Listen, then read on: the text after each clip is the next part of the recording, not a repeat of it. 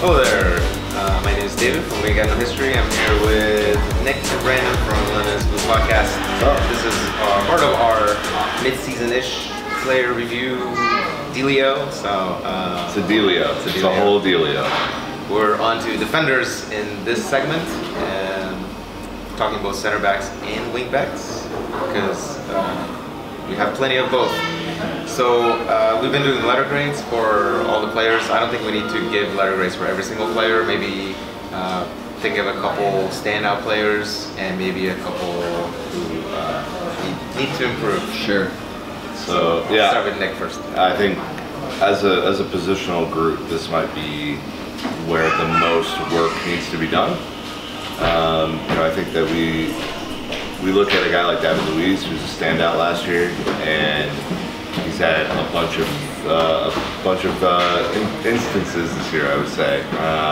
He's clearly not in favor right now, and it's been replaced by the Danish Prince, as my friend Dan Dormer would say.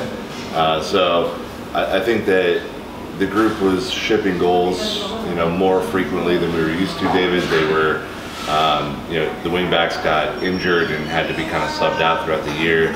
Rudiger has looked great in some games and really struggled in others. Cahill's been Cahill for the most part. Yeah. I think it's not an unfair criticism to give them maybe a B- to this point. Yep, as a group. I like that group great. I mean, we went on that long unbeaten run last season. It was built off of solid defense. This season, I think that as you go back to, talking about the goalkeepers earlier, not as many shutouts. And I know that that's a big thing that the defensive unit looks at as a whole. And we've seen some things this season that we didn't see last season. David Luiz and Burnley getting all the way forward and scoring a goal while we needed it. But then that passion bled into another match where he ends up getting a straight red card, something that we didn't see at all.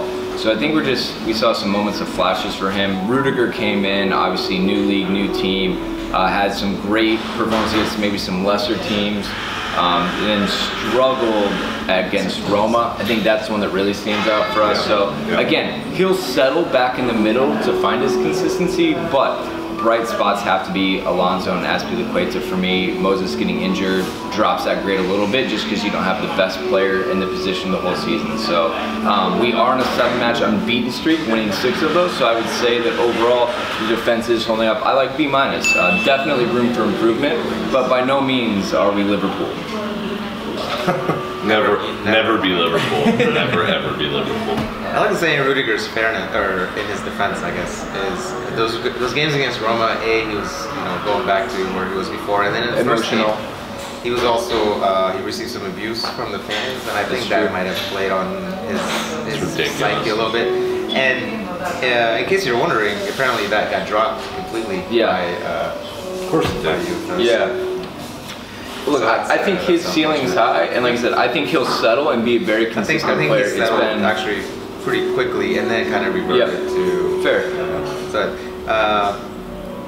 Kind of similar thoughts about David Luiz as well, where he's kind of reverted to some of his poorer habits. I love the man as much as any player ever, but. Do you think Andreas Christensen has rattled him a little bit, because he was without a doubt the first choice last season? This season, there's been a lot more competition. I don't think he's been rattled necessarily by him. He's just, I think he's been rattled by the fact that he just got dropped. He was. I can see that.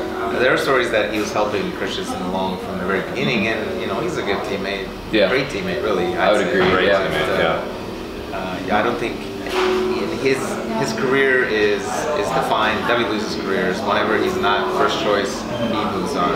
He wants to be first choice, and just because of that. Conte says there's nothing happening there, but that's about Costa too. So that's something to watch, I guess. But overall, I think the defenders have done, given circumstances of injuries, they've done all right. And I like B-, it's fine. I think maybe leaning towards a B. Okay.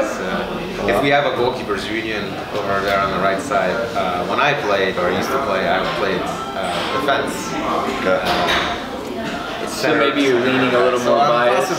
Possibly understanding their plight a little more. Sure.